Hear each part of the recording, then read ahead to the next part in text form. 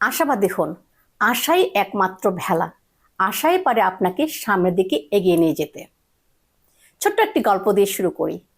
একবার এক গৃহস্থের বাড়িতে দুধ জাল দিয়ে রান্নাঘরে রাখা হয়েছে। খুব সুন্দর দুধ, সর আছে।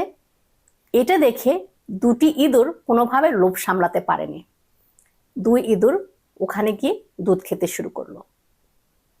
দুধ খেতে খেতে হঠাৎ করে টুপ করে দুধের মধ্যে পড়ে যায়। যখন পড়ে যায় তখন দুই ইঁদুরই অনেক চেষ্টা করে সেখান থেকে বের হওয়ার জন্য। ঘুরতে থাকে, কোনোভাবে বের হতে পারছে না।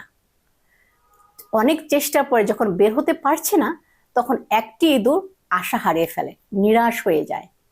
যখন সে নিরাশ হয়ে যায় তখনই সে দুধের মধ্যে ডুবে মারা যায়।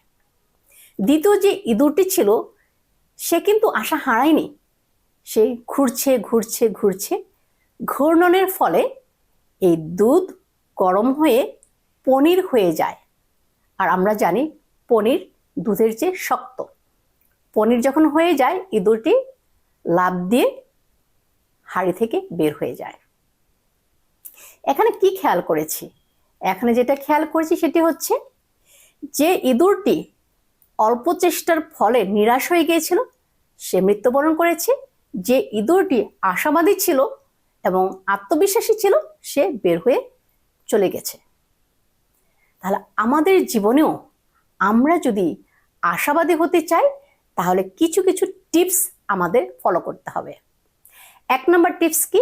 সেটি হচ্ছে এই 2025 খ্রিস্টাব্দে আপনি প্রতিনিয়ত বিভিন্ন চ্যালেঞ্জের সম্মুখীন হয়েছেন। সেই চ্যালেঞ্জগুলোর কথা স্মরণ করুন, সে সাথে কিভাবে মোকাবিলা করেছেন, কিভাবে সে চ্যালেঞ্জ থেকে বের হয়ে এসেছেন সে কথাগুলো স্মরণ করুন। তাহলে আপনার ব্রেনের মধ্যে পজিটিভ হরমোন নিঃসরণ ঘটবে। তখন আপনি পজিটিভ হবেন, আত্মবিশ্বাস বাড়বে, মনোবল বাড়বে।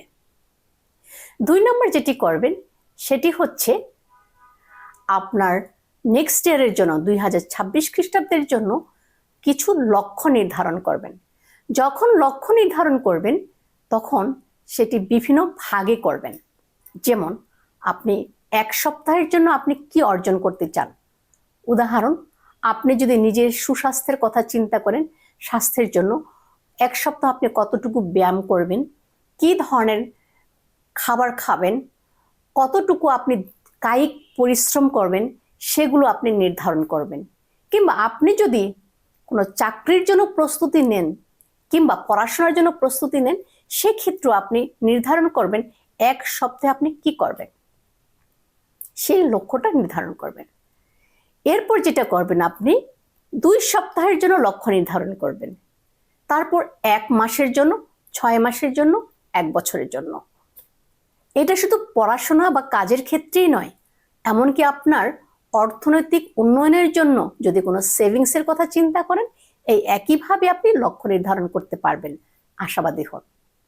3 নম্বর সেটি হচ্ছে আপনার কোনো কারণে মাথার মধ্যে যদি ঢুকে যায় কোনো নেগেটিভিটি, কোনোভাবে যদি নিজেকে আপনি সন্দেহ করা শুরু করে দেন যে আপনার দ্বারা সম্ভব হবে না, এই ধরনের চিন্তা ঢোকার সাথে সাথে আপনি চিন্তাগুলোকে ডিসপিউট করবেন, অর্থাৎ চিন্তাগুলোকে কোশ্চেন করবেন।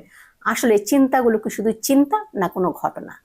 আপনি চিন্তাগুলো পরিবর্তন করবেন, পজিটিভ হবেন, পুনরায় আপনি কিভাবে চ্যালেঞ্জ মোকাবিলা করেছেন সেগুলো স্মরণ করবেন এবং নিজের যে কোয়ালিটি সেগুলো স্মরণ করবেন। দেখবেন যে আপনার ভেতরে আশার সঞ্চার হচ্ছে। তাই আশাবাদী হন, নিজের মানসিক স্বাস্থ্য ভালো রাখুন এবং পরিবারে যারা আছে আশেপাশে কিংবা কর্মক্ষেত্রে সবাইকে ভালো রাখুন। ধন্যবাদ। আমাদের এই ভিডিওটি যদি আপনার ভালো লাগে তাহলে লাইক, কমেন্ট, শেয়ার করে আমাদের সাথে থাকুন।